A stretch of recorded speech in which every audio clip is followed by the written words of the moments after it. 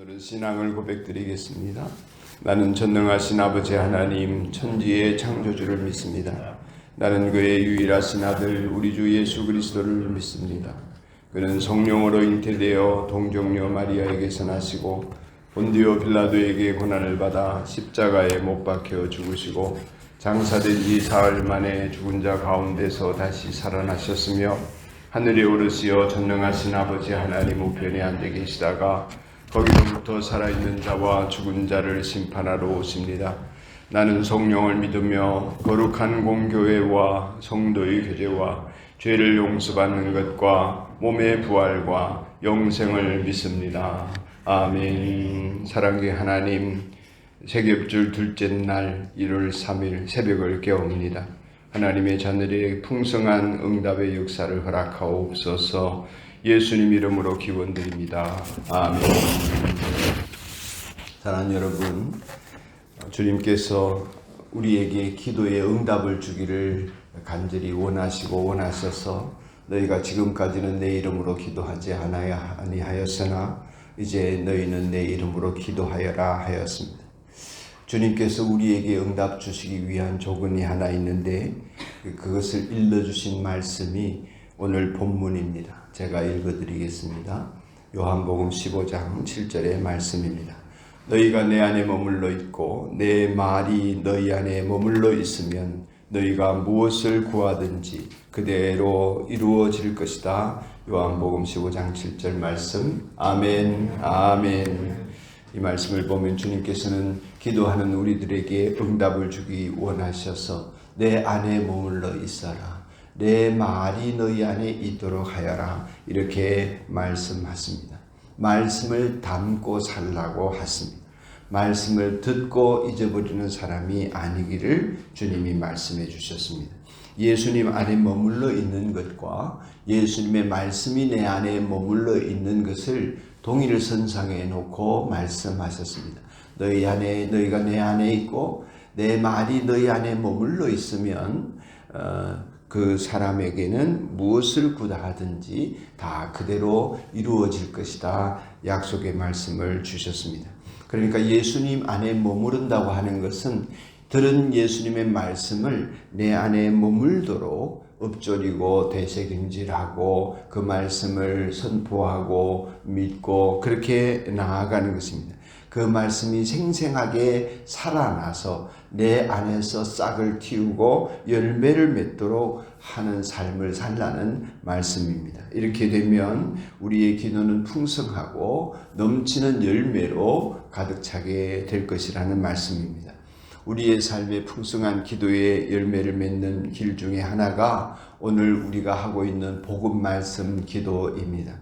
복음의 말씀 기도를 통해서 우리의 생각과 마음 속에 복음의 말씀을 심으면 우리의 삶의 기도의 응답이 풍성하게 넘칠 것이다. 그렇게 저는 믿습니다. 예수님께서 말씀하신 예수님 안에 머무는 단계는 우리가 요즘에서 여기까지를 말하면 세 가지 단계가 있습니다. 첫째는 예수님을 내 마음에 모셔야 합니다. 영접하는 사람들, 곧 그 이름을 믿는 사람들에게는 하나님의 자녀가 되는 특권을 주셨다. 권세를 주셨다. 우리가 하나님의 자녀이기 때문에 하나님이 응답해 주시지 자녀가 아닌데 되지 않습니다. 자녀가 되려면 예수님이 내 마음의 주인으로 모셔져야 하는 것입니다. 주님이십니다. 나는 주님을 따르는 종입니다. 이 주종 관계가 확실해야 합니다. 두 번째 단계는 그리스도께서 우리 속에서 나타나시고 인도하시고 능력 나타내시기를 내시기를 원하신다는 것을 내가 믿어야 합니다. 예수님 나를 통해서 예수님을 나타내기를 기뻐하신다. 어제의 말씀입니다. 어제 읽은 복음의 말씀에 나오는 내용이 이렇지요. 내 계명을 받아서 지키는 사람은 나를 사랑하는 사람이요 나를 사랑하는 사람은 내 아버지의 사랑을 받을 것이요 그리고 나도 그 사람을 사랑하여 그에게 나를 나타낼 것이다. 예수님이 나를 통하여 나타나시는구나. 보이지 않는 예수님이지만 나를 통해서 예수님이 보여지는구나. 교회를 통하여 예수님이 보여지는구나. 이 사실을 믿어야 합니다. 세 번째 단계에서는 나의 모든 생활 속에서 예수님을 모셔야 합니다. 오늘의 말씀입니다. 우리가 예수님 안에 머물러 있고 예수님이 우리 안에 머물러 있고, 늘 말씀을 드리지만 이 머물른다고 하는 것은 영어로는 드웰이고 헬라어로는 메노입니다. 그 안에서 집을 짓고 그 안에서 살림살이를 하는 것입니다. 거기를 떠나면 죽는 줄 알고 그것이 내 집인 줄 알아야 합니다. 그것이 예수님 안에 사는 것이고 예수님의 말씀으로 살아가는 자세와 태도와 원리가 그러하다는 것입니다. 이렇게 우리가 예수님 안에 거하면 즉시로 없어지는 것이 있습니다. 하나님의 말씀을 우리가 그 안에 예수님의 말씀을 우리 안에 품고 살아갈 때 즉시로 없어지면서 치환되고 생겨나는 것이 있습니다. 그 가장 첫 번째가 심령의 공허감이 사라집니다. 우리가 인생을 어떻게 살아야 될지를 잘 모르는데 인생에 대한 허망함이 사라지고 예수님이 주시는 생수와 같은 생명의 말씀이 생명의 양식이 되어서 나를 살리게 되는 것입니다. 인생에 소망이 없던 사람이 소망이 생기게 되는 것이죠. 예수님이 나는 생명의 떡이다, 나는 영원한 생수다, 이렇게 말씀하시면서 내게 오는 자는 결코 줄이지 않을 것이다 하셨습니다. 그러므로 인생이 공허함이 사라지고 충만함이 넘치게 되는 것입니다. 이렇게 예수님 안에 머물러 있을 때에 두 번째는 근심이 사라지고 하늘의 평안이 내 안에 오게 됩니다. 예수님의 말씀을 내 안에 담고 내가 그 말씀 안에 머물게 되면 세상이 줄 수 없는 하늘의 평안이 자리를 잡습니다. 평안을 끼치노니 곧 나의 평안을 너희에게 주노라 하시는 말씀이 성취되어지는 것입니다. 세 번째로 인생을 불행하게 살고 내 인생은 왜 이러나 좌절하고 실패하고 그런 것들이 연속이어서 불행감을 떨쳐버릴 수 없고 미래가 또 그러면 어떡하나 불안할 수밖에 없는 우리의 인생에 그런 불행하다, 두렵다 하는 느낌이 사라지고 하늘의 기쁨이 충만하게 됩니다. 예수님의 말씀이 내 안에 머무르게 되면 내가 이것을 너희의 이름은 내 기쁨이 너희 안에 충만하게 하려 함이라, 이렇게 말씀해 주셨습니다. 주님의 기쁨이 충만하게 되는 것입니다.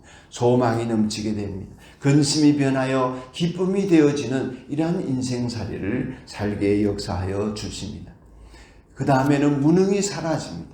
무기력증이나 무능함으로 나는 쓸모없는 인생이다, 나는 살아서 뭐하나, 이렇게 좌절되던 사람이 능치 못할 일이 없다고 하는 강건함을 얻게 됩니다. 우리가 주님 안에서 참으로 능치 못할 일이 없는 까닭은 바울의 표현처럼 내게 능력 주시는 자 안에서 내가 무엇이든지 감당할 수 있는 힘을 얻게 되고 감당치 못할 시험당함을 허락하지 않으시기 때문인 것입니다. 마침내는 마지막으로 드릴 말씀은 이것입니다. 내 인생에 실패는 없습니다. 모든 것이 합력하여 선을 이루게 하시고 마침내 아름다운 삶의 결국을 맞이하게 하실 주님이십니다. 주님께서 말씀하셨습니다. 이게 무슨 말이냐? 능치 못함이 없다는 말이 무슨 말이냐? 못할 일이 없다니 무슨 말이냐? 할 수 있거든이 무슨 말이냐? 이렇게 말씀하시면서 믿는 자에게는 능치 못할 일이 없느니라. 할렐루야. 하나님의 말씀이 내 안에서 이루어지는 열매를 보게 될 것입니다. 그래서 결국 복된 열매로 하나님께 영광을 돌려드리는 제자의 삶을 살 것입니다. 그리스도 안에 거하는 풍성한 기도 응답의 복을 하나님과 나 사이의 관계 속에서 예수님의 이름으로 기도하는 여러분에게 누려지기를 축원합니다. 기도하겠습니다. 하나님 아버지, 우리들이 예수님의 말씀을 마음에 담고 믿으면서 엎드릴 때에 그 말씀이 성취되는 은혜를 주시니 감사합니다. 예수님의 말씀으로 중보 기도할 때에 예수님의 말씀대로 이루어질 것을 믿게 하옵소서. 풍성한 기도 응답을 누리는 세겹줄 기도와 이 한 해의 신앙생활이 되게 하여 주옵소서. 예수님의 이름으로 기도드립니다. 아멘.